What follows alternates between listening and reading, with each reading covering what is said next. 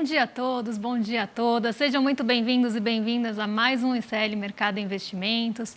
Hoje aí a gente vai falar de alguns assuntos importantes, apesar da agenda mais esvaziada. Então a gente vai falar bastante de alimentos e dos preços dos alimentos, qual a trajetória que eles devem seguir aí em 2024, como é que está aí a expectativa para os preços das commodities. Vamos falar também de cesta básica. Então a gente tem aí bastante coisa para falar para vocês aí em relação a esse tipo de commodity, preço. Mas a gente também vai falar de balança comercial, a gente vai falar também de algumas questões da Ásia e de ontem que mexeram bastante aí com o mercado. E aí, um pouquinho antes de falar da abertura, a gente vai falar do que está no radar aí do nosso mercado doméstico, que é a discussão da MP da desoneração. Mas antes de tudo isso, André, bom dia, como você está? Bom dia, Débora, bom dia a todos os nossos telespectadores. Dia hoje basicamente pautado pela questão dos alimentos, né? Que a gente vai falar um pouco da cesta básica, das perspectivas sobre o preço dos alimentos por causa dos problemas climáticos, a questão da balança comercial que também vai estar ligada a alguns problemas climáticos que a gente vai enfrentar. Tem bastante assunto hoje muito levado em relação a isso, mas como sempre, né, Débora, a gente vai começar aqui mostrando para o nosso telespectador a agenda do dia para saber aí quais são os fatos mais importantes aí, os dados que devem ser divulgados e tudo mais, né, Débora? Vamos passar então agora pela agenda? A gente teve aí logo de manhã a divulgação na Europa, então a gente tem aí a divulgação quase durante a nossa madrugada aqui da produção industrial da Alemanha e da taxa de desemprego da zona do euro. Aí a taxa de desemprego da zona do euro permanece estável por bastante tempo, então é um dado que não trouxe muita novidade para o mercado. A gente tem a prévia de janeiro do IGPM sendo divulgada aí no comecinho da manhã, ainda uma prévia bastante preliminar, vamos pensar assim, né? A primeira leitura da primeira semana de janeiro, até uma semana mais esvaziada, então a gente tem aí essa métrica da FGV e o IPCS das capitais de janeiro da primeira quadricemana. Então, em relação à inflação, a gente não tem aí nenhum dado muito relevante, até porque a relevância fica mais do meio para o fim da semana, quando começam a ser divulgados aí os índices de inflação, aí sim, do mês de dezembro. A gente tem aqui agora acontecendo, né, a reunião dos líderes do Senado com o presidente do Congresso, Rodrigo Pacheco, para debater justamente a compensação da desoneração da folha. Então, esse deve ser o assunto que deve ganhar mais peso aqui no nosso noticiário doméstico. Então, a gente deve ter aí um noticiário político ganhando mais espaço aí nos mercados hoje, principalmente devido à falta de indicadores. Então, esse deve ser o maior peso e está, inclusive, já impactando aqui a nossa bolsa nessa manhã. Em seguida, a gente tem alguns dados sendo divulgados nos Estados Unidos. Então, a gente tem algumas divulgações por lá da balança comercial, agora às 10h30. E às 14 horas a gente tem aí alguns dirigentes do Fed participando de alguns eventos. Então, eles normalmente, por mais que o evento não seja para falar de juros, normalmente nesses eventos acaba acontecendo alguma sinalização e por isso fica no radar do mercado. Mas como eu falei, hoje é uma agenda mais esvaziada de indicadores, mas que eles acabam ganhando, os que têm, né, os indicadores que saem, acabam ganhando mais relevância aí no desenvolver do mercado ao longo do dia. Uma agenda bem começo de ano mesmo, né? Então o ano demora um pouco para começar a engrenar, isso é fato, né? E já vamos então ver os mercados internacionais, né? Notícia no nosso site de sempre, né? Que para vocês já se aquecerem, lerem aí com maior profundidade aqui o que vocês devem enfrentar aí durante o dia, os nossos telespectadores. A agenda também está lá, você também tem aí o que vocês devem ficar prestando atenção e o que deve mexer no mercado, né? Mas vamos começar então com a Ásia, Débora. Então, o que aconteceu aí na Ásia, né? Parece que teve a China, deu algumas respostas positivas depois de um dia trágico ontem, né? Exatamente, a gente teve um dia bem complicado ontem na China, a gente teve uma queda expressiva do Xangai Composto, o Hang Seng, que acaba tendo algumas companhias também chinesas sendo ali negociadas na bolsa, caiu bastante, sofreu muito. Hoje a China ela teve uma recuperação. Então a gente teve um dia ruim ontem no mercado asiático e hoje ele se recupera. E para explicar essa recuperação, eu vou ter que dar um passinho para trás, vou ter que rebobinar um pouquinho aqui e falar do dia de ontem, né? Então a gente tem ali 4 principais pontos que influenciaram o movimento asiático hoje e a gente tem a maioria deles aí ligados a Nova York. Então, o primeiro ponto que aí não ligado a Nova York, vou falar dele primeiro, uma renovação, vamos pensar assim, das expectativas do mercado em relação a novos estímulos fornecidos aí pela China para a economia. Então, o mercado voltou a ter essa expectativa de que a China vai voltar a estimular a economia agora nesse ano de 2024. E isso foi o primeiro impulso que a gente teve ali no mercado asiático, que levou as bolsas para o terreno positivo, aí beneficiando essa recuperação que a gente viu no mercado asiático. E aí a gente tem o desempenho de Nova York. E aí a gente tem que olhar para alguns pontos específicos do que aconteceu na Bolsa de Nova York para entender por que esse otimismo chegou na Ásia. Então, ontem a gente teve alguns pontos que aconteceram aí relevantes na Bolsa de Nova York. Então, a gente teve a Boeing caindo mais de 8% ao longo do dia, justamente por aquele incidente que aconteceu com o Boeing 737 MAX 9 lá nos Estados Unidos na sexta-feira. Então, a gente tem aí esse olhar, né, para a Boeing, inclusive, né, de quase que uma investigação ali em relação aos aviões da 737 MAX. E a gente tem, por outro lado, enquanto a Boeing caiu bastante e puxou o Dow Jones para baixo, quase o Dow Jones cai aí exclusivamente por conta da Boeing, mas depois as ações se fortaleceram e levaram ele para o terreno positivo. Então, enquanto a gente teve aí uma queda por conta da Boeing, as outras ações conseguiram reverter isso. E aí a gente tem dois pontos no setor de tecnologia que acabaram favorecendo bastante aí o mercado de Nova York. O primeiro deles foi a Apple. Desculpa, gente, eu estou aqui com a garganta seca. Mas vamos lá, gente. O primeiro deles foi a Apple, né, que acabou se destacando ontem, não porque o iPhone resistiu à queda da Boeing, mas porque a gente teve o anúncio aí da Apple em relação ao mercado. Gente, só um minutinho. André, essa questão que você falou assim, só para explicar, gente, que quando você fala que o iPhone resistiu à queda da Boeing, a gente não está falando de ações, tá? A gente está falando que teve ontem o caso, né? Que uma dos itens que caiu daquele avião da Boeing lá que abriu a janela, né?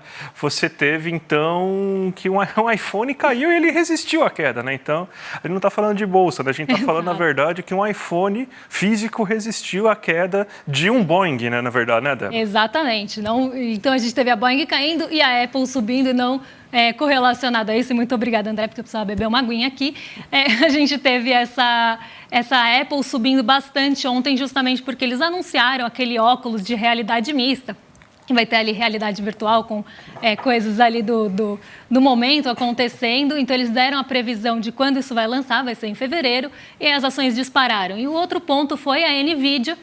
A NVIDIA, ela acabou subindo bastante porque ela acabou anunciando que vai ter uma produção de chips voltadas para a China. Então, a gente tem aí a NVIDIA e a Apple puxando o setor de tecnologia para cima e a Boeing, infelizmente, aí prejudicando o desempenho do Dow Jones. Mas aí, com esse otimismo em relação à tecnologia e também aos rendimentos das Treasuries que arrefeceram ontem, a gente tem aí as bolsas nova-iorquinas com um otimismo bem generalizado e puxando aí bastante o mercado para cima, e esse otimismo chega na Ásia, principalmente aí pelo setor de tecnologia. Não à toa que eu fui falar deles logo no começo. Então, a gente tem esse otimismo chegando na Ásia e revertendo aquele quadro pessimista que a gente viu ontem. E aí, vou colocar aí na tela para vocês, porque quem liderou os ganhos foi o Nikkei 225, como vocês estão vendo aí na notícia. Ele subiu 1,16% ontem, veio de um feriado, então ele estava fechado na manhã de segunda-feira, e ele acaba aí revertendo, já pegando, né, nem revertendo, mas pegando esse movimento positivo, não passou pelo revés da segunda-feira. Ele fechou com um positivo de 1,16, liderando os ganhos e alcançando aí uma máxima histórica de quase 34 anos. Então, o Nikkei 225 não só liderou os ganhos na Ásia, como também renovou as máximas. Quem ficou no terreno negativo aí, por outro lado, foi o Hang Seng, ainda sofrendo bastante, principalmente aí com o setor imobiliário. Mas, no geral, a Ásia bem positiva e puxada justamente por esses fatores. A gente já sabe qual que foi o motivo da prisão, continua sendo apenas por fatos ilegais? Fatos ilegais, nada especificado. Ainda não foi especificado. Tá certo, então. Vamos agora para o Brasil, porque a gente vai ter um blocão aqui de notícias falando sobre preço de alimentos, né? E a gente está vendo aqui, a gente já está falando faz tempo, na verdade, né, Débora? A questão que esse ano, né, as questões climáticas vieram para ficar, né, a gente tem o El Niño, né, mas a gente tem o fechamento de 2023 com boas notícias aí para o brasileiro, né? Infelizmente, essas boas notícias não devem se repetir durante esse ano, a gente já explica daqui a pouco com maiores detalhes, né? Mas pelo menos esse ano você teve que a cesta básica, nas 17 capitais pesquisadas, 15 delas você teve queda do preço da cesta básica. A cesta básica está mais barata do que estava no ano anterior, ou seja, em dezembro de 2022. A gente tem aqui, inclusive, o gráfico para mostrar para vocês, né, como que foi isso, né? Você vê que as únicas cestas básicas que tiveram um aumento esse ano foi de Belém um aumento de quase 1%, né? Não chega, foi 0,92%, se não me engano, e de Porto Alegre, que ficou quase no 0 a 0. Em todas as outras cestas básicas desse ano, você teve queda. Então, o que a gente tem é que a cesta básica de basicamente todas as capitais brasileiras em um ano apresentaram quedas. Você teve quedas bem consideráveis, acima de 5%, por exemplo, em Campo Grande, Belo Horizonte, Vitória, Goiânia, Natal, isso tudo acima de 4% de queda.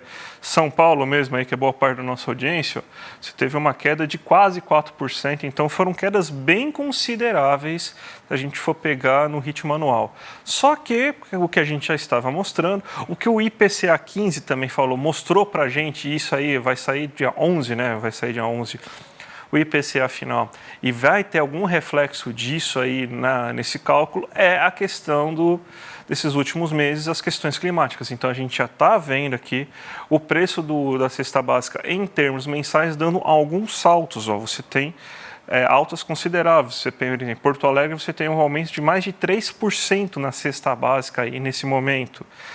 A de Brasília cresceu bastante, mais de 4%. Campo Grande, que teve a maior queda durante o ano, ela também teve aumento de mais de 3% somente nesse mês. Então, o que está acontecendo? Você está tendo um encarecimento no preço dos alimentos. Se você pegar só a cesta básica de São Paulo como referência, por exemplo, você teve aumento de mais de 14% da batata. O feijão, que não vinha subindo, começou a subir, problemas climáticos. Você tem também o arroz, né? A gente sabe a situação climática desafiadora, né? Excesso de chuvas no sul do país, isso daí desmontou bastante, né, da produção de arroz aí brasileira.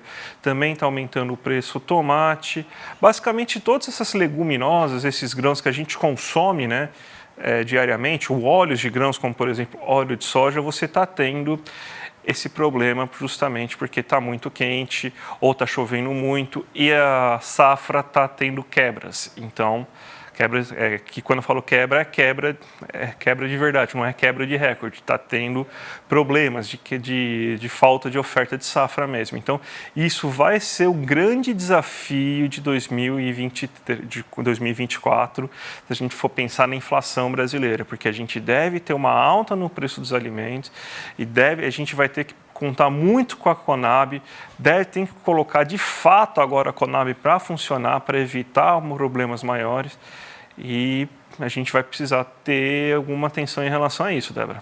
E a gente ainda tem, né, a gente vai falar daqui a pouquinho, algo que não é novidade para quem acompanha a gente aqui, porque a gente vem falando disso, não é de hoje, justamente do impacto do El Niño, né, no preço dos alimentos e no preço das commodities alimentícias no geral, porque a gente ainda deve ter esse impacto agora em 2024. Então, a gente viu, né, essas questões climáticas, como o André muito bem explicou, afetando bastante a produção aí aqui no Brasil, né, a produção de arroz, que foi um dos itens que subiu bastante, aí, inclusive vocês comentam no chat, o preço do arroz, né? Então, a gente vê esse tipo de situação acontecendo, os cinturões também pelo aquecimento, ali, os cinturões verdes tendo bastante problema na produção, e esse El Niño deve continuar aí impactando a inflação de alimentos em 2024, né? Exatamente, não é a Selic que faz chover ou faz ficar calor, né? A Selic não é o cacique de cobra coral, é justamente os problemas climáticos. E não adianta você querer mexer com taxa de juros para resolver esse problema, é impossível, né?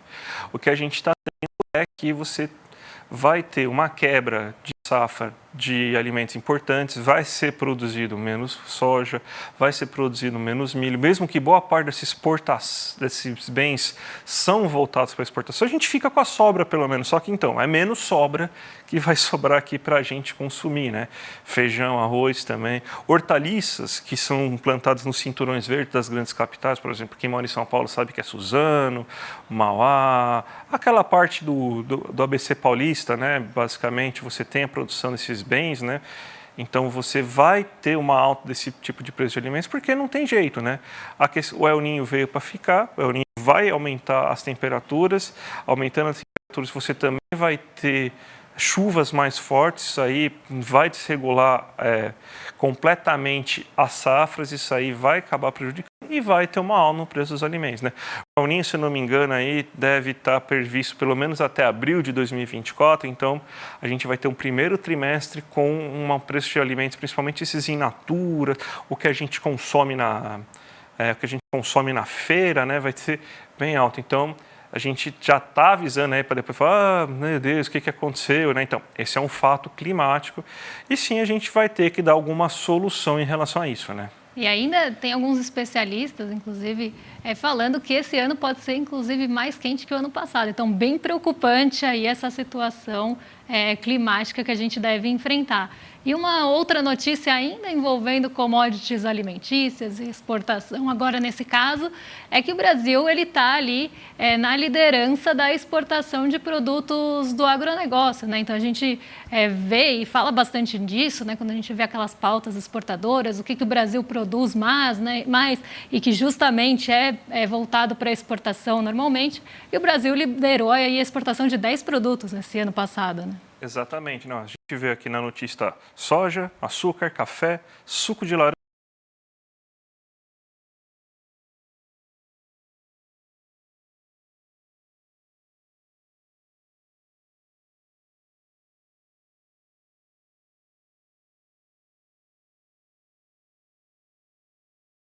Acho que o áudio, acho que o pessoal em casa não está te escutando. Não está me escutando? Então vou tentar aqui. Voltou. Voltou? Então não sei de onde que eu parei, então vou começar tudo de novo, gente. Fique tranquilo, problemas técnicos, como este ano é sempre assim, normal.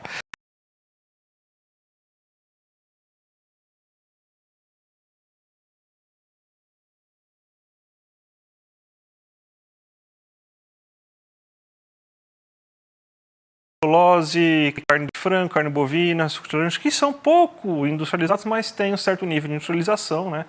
A gente sabe que o Brasil ainda depende muito desses produtos aí de venda de produtos pouco elaborados industrialmente e basicamente matérias-primas brutas, né? Então, é isso que a gente tem. Só que a gente provavelmente vai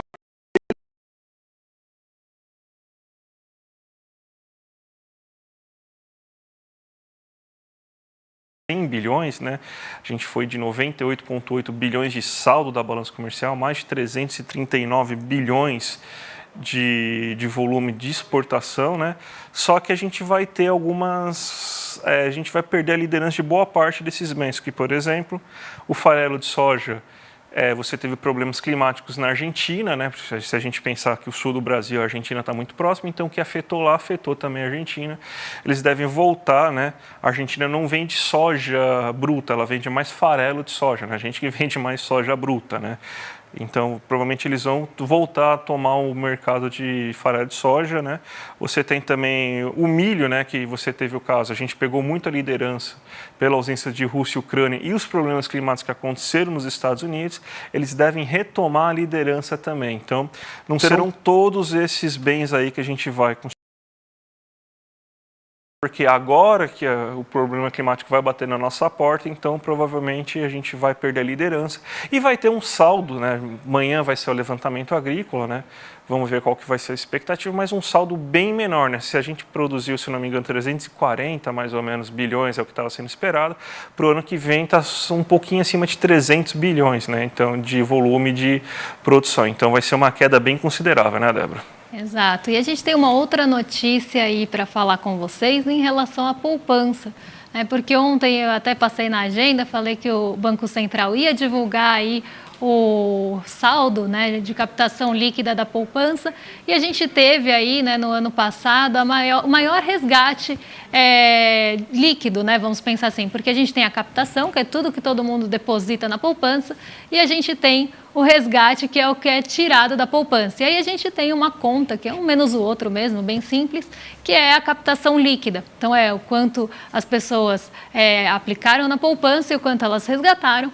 E aí a gente tem a captação líquida. E a gente teve o segundo maior resgate líquido, então vamos pensar assim, desde a série histórica aí de 1995. Então, a gente tem o ano de 2022 com o maior resgate líquido e agora 2023 em segundo lugar com 87 bilhões de resgate. A gente montou alguns gráficos para vocês verem aí em casa como é que vem evoluindo essa questão da poupança. Então, a gente tem a captação líquida aí praticamente negativa o ano todo. Então, a gente tem mais resgates do que depósitos desde o comecinho do ano de 2022. Então, a gente vê aqui 33,63 bi de resgate no primeiro mês, e aí a gente vê que ele passa, aqui a gente tem o zero, né, e ele passa praticamente o ano todo abaixo de zero, tem um pico ali no mês de junho, volta a ter captação negativa e sobe no fim do ano, até porque a gente tem alguns eventos como o 13º que favorecem aí até a aplicação. E aí a gente pode ver isso por 2 pontos. O brasileiro pode estar tirando seu dinheiro da poupança para buscar alternativas. Então, esse é um ponto, mas o brasileiro ainda tem uma poupança bastante, uma aplicação de poupança bastante grande, inclusive maior do que outros países aí do mundo. E a gente tem também o fato das pessoas estarem resgatando as suas economias para utilizar. O que até explica a gente ter aí um salto em dezembro, porque é quando as pessoas recebem um recurso extra e vão colocar aí o dinheiro de novo nas suas aplicações. Então, a gente tem esse desenho, de um cenário bastante ruim para a poupança aqui no Brasil. Lembrando que ela é uma forma até de financiamento de algumas linhas de crédito imobiliário, por exemplo. Então, o mercado já está até buscando outras alternativas que não encareçam muito esse tipo de financiamento, porque a poupança é um dos principais tipos de funding. E aí, quando a gente olha mês a mês, aqui eu vou passar bem rapidinho com vocês, a gente vê que a gente teve muito mais meses com mais resgates do que depósitos, que é justamente o que explica esse gráfico de uma captação aí negativa nesse ano. Então, enquanto a gente teve 3 tri aí de depósito, a gente teve 3,8 tri de depósito, a gente teve 3,9 de retirada, o que explica aquele saldo negativo. Então, deve ser um desafio, inclusive, pensando aí no funding, nessas retiradas de poupança contínuas e até, se a gente for pensar 2022 e 2023 negativas, aí com um volume expressivo, em alternativas que os bancos devem começar a buscar aí para funding imobiliário. Ótimo, Débora. Vamos agora para a abertura de mercado, mas você vai falar, tem a questão das MPs, você vai ter que dar uma pincelada sobre a questão das MPs para explicar nosso movimento aí hoje do Ibovespa, porque isso está respingando, né? Exatamente, até um dia de falta, como eu falei, uma agenda esvaziada, falta de indicadores, que o mercado gosta de chamar de drivers, Então, aí coisas que vão conduzir o mercado, a gente tem uma ausência hoje, tanto aqui como fora, então a gente deve ter um mercado mais focado em questões até domésticas e questões locais em cada um dos mercados. Então, a gente teve a Ásia sendo impactada bastante pelo exterior, porque ela já tinha fechado, então ela responde no dia seguinte, mas, no geral, os mercados devem responder a fatores locais por essa falta realmente de condutores importantes. E aqui, no nosso caso, o que está bem no radar do mercado é essa discussão que deve acontecer hoje no Senado em relação à MP da desoneração e da até recomposição, enfim, dessa desoneração, os setores que ficaram fora, tudo isso está em discussão, algo que a gente também vem falando bastante aqui, e aí o mercado está de olho nisso, até porque o mercado é bastante fiscalista e olha bastante para essas questões que envolvem algum tipo de arrecadação. Então, setores que estão nessa discussão devem sofrer hoje e o mercado deve olhar isso de uma forma geral, olhando realmente para a questão aí de orçamento. Quando a gente vê, e fiscal mesmo, quando a gente vê aí um cenário pegando aí exterior também, a gente tem o Nikkei 225, que eu já falei que fechou positivo, e o Xangai Composto que se recuperou. Então, a gente tem um cenário, como eu falei, positivo na Ásia. O dólar, ele sobe hoje até em relação, não só porque a nossa bolsa está em queda, mas porque a gente também tem uma expectativa pela inflação dos Estados Unidos. A gente tem índice de preços ao produtor e ao consumidor sendo divulgados nessa semana. Isso também está ganhando um peso mais relevante por conta da ausência de indicadores. Então, o mercado está muito nessa expectativa por esse tipo de dado de inflação, até porque ele deve mexer com as expectativas para os juros por lá. Então, a gente tem um dólar até subindo, não só porque nossa bolsa cai, mas também por esse fator. E aí a gente vê justamente isso, porque ele sobe em relação aos pares também. Uma alta bem pequena, né, uma alta próxima à estabilidade. Ontem a gente teve uma queda, então hoje a gente tem o dólar se fortalecendo frente aos pares, porque está se aproximando a divulgação, principalmente do índice de preços ao consumidor. Então, isso ganha um peso maior. A gente tem o petróleo Brent se recuperando depois da queda de quase 4% ontem. Então, a gente tem o petróleo voltando aí a subir. O petróleo ontem caiu por uma questão bem específica. Uma petrolífera estatal, a Saudi Aramco, ela teve aí um corte no preço para os seus principais parceiros, inclusive o maior mercado dele, que é a Ásia e os Estados Unidos. Então, ele, sim, estendeu esses cortes de preço, isso derrubou o preço do petróleo. Então, a gente deve ter aí uma recuperação hoje. E porque caiu bastante o preço do barril ontem por conta disso. E aí a gente tem esse preço do petróleo alto, né, em alta, e a gente tem as commodities se recuperando hoje, mas não o suficiente para jogar o nosso Ibovespa para cima. Lembrando que a gente tem um peso bem grande. Então, a gente vê as ações ali em conjunto caindo justamente nessa expectativa, não só pela inflação dos Estados Unidos, mas também aí em relação a essa expectativa dessa discussão que acontece hoje no Senado. E aí a gente tem o S&P 500 abrindo agora para vocês aqui, em queda também justamente pelo mesmo fator, uma tensão aí em relação aos juros dos Estados Unidos, como eles para onde devem apontar aí na expectativa da inflação. Ótimo, Débora. Vamos entregar agora o programa para o nosso vizinho, então, para o William De Luca, que agora o Rolê Série aí, ó, todo dia às 11h30 da manhã, né? Hoje ele não vai aparecer, a gente já conversou aqui, ele não vai mais interferir no programa aí, pelo menos no curto prazo, não permitir a presença dele hoje, ele que faça parte do programa dele apenas, tá? Então, só queria me despedir da audiência aí e falar um bom dia, a gente se encontra amanhã e, Débora... Amanhã a gente está de volta com a sequência que vocês já conhecem, a gente aqui às 11h30 da manhã. 11 horas da manhã, gente, onde estou com a 11h30. 11 horas, porque 11h30... Gente, não sei onde estou com a cabeça, 11 horas da manhã. A gente está de volta amanhã aqui com o ICL Mercado e Investimentos. Até amanhã, pessoal. Até amanhã, gente. Tchau, tchau. Todo ano, em janeiro, eu faço um encontro chamado Mapa da Mina, onde eu falo das minhas previsões, o que eu acho que vai acontecer com os mercados, com os investimentos ao longo do ano que está começando. No ano de 2023, a gente conseguiu o impossível. Acertou todas as nossas previsões. De bolsa, de câmbio, de juros, de fundos imobiliários, fundos multimercado, até de criptomoedas. Eu vinha há alguns anos falando que o mercado de criptomoedas deveria sofrer bastante e deveria cair bastante o preço dos ativos. Pois bem, em janeiro de 2023, eu falei que eu não estava mais com esse pessimismo, achando, inclusive, que os preços poderiam parar de cair e ter uma reação diferente no ano que estava começando. Foi exatamente o que aconteceu. Um ano onde a gente acertou tudo, absolutamente tudo. Tá duvidando? Bota o vídeo para o pessoal ver.